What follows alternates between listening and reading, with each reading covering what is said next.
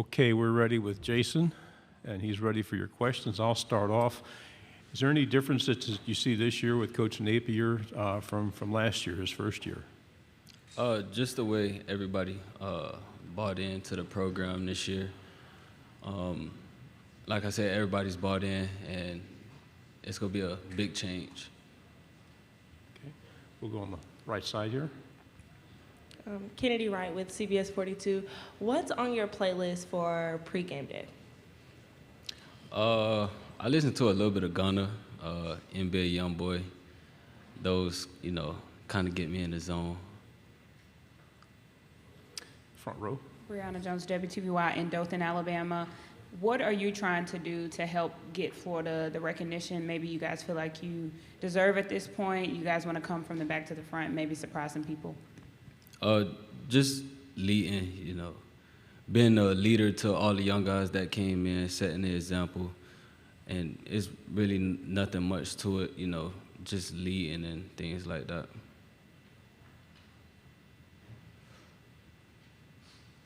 Okay, on the right end.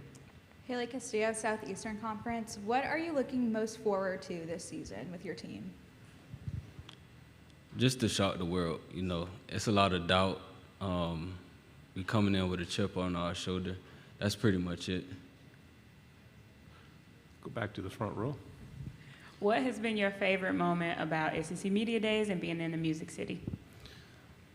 A lot of cameras everywhere. I'm not, really much of a camera guy, not really much of a talker, but this is something I have to get comfortable with, things like that. So just a lot of cameras.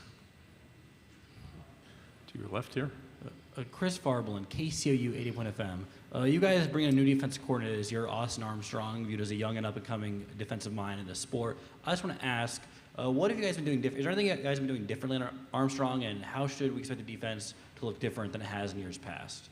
There hasn't been anything different, just the energy that he brings, the way he carries himself, and you can see how it's contributing and it's contagious to everybody to uplift the energy and uplift the play. Right-hand side. How's the heat been treating you guys down there in Gainesville? I know fall camp's coming up in a couple of weeks. It's been really hot, but I'm from Miami, so I'm kind of used to it. It's a lot of other guys that, it's hot, just got to go on about the day.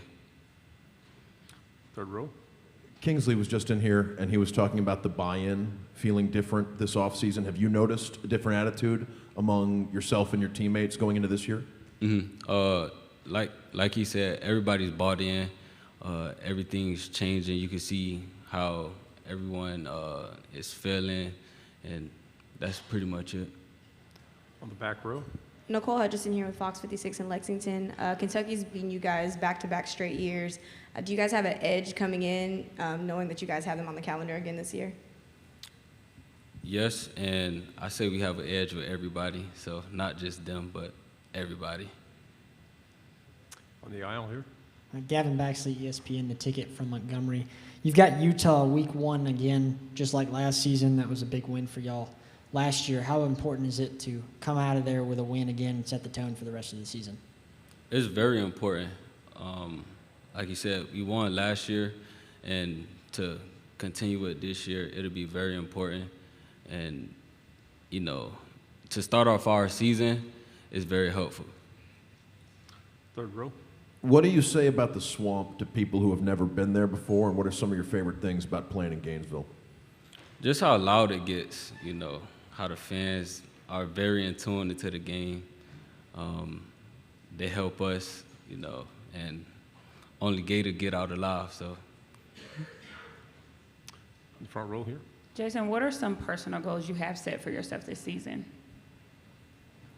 Not too many, just hitting on the checklist of what I had to improve from last year. Front row. At the University of Florida, you guys have recently made facility enhancements to your guys' football department. I just want to ask, as a player, what are these enhanced facilities? What advantages do they give you, and how do you think that they can help you in recruiting going forward?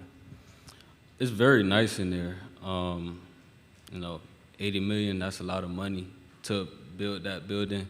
And as far as a player, everything is in there. You know, all your resources are in one spot, so you don't have to travel, you know, far and things like that. It's walking distance to, you know.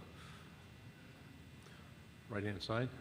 Florida sent a lot of players to the NFL over the decades. Do you hear from former Gators who are now in the NFL? Is there anyone who's reached out or come back to the program to talk to you guys?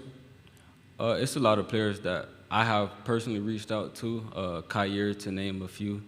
You know, he just tells me how it is in the NFL, things to look for, things to do, you know, just to get my mind right of what to do if I get there, plan when I get there. So,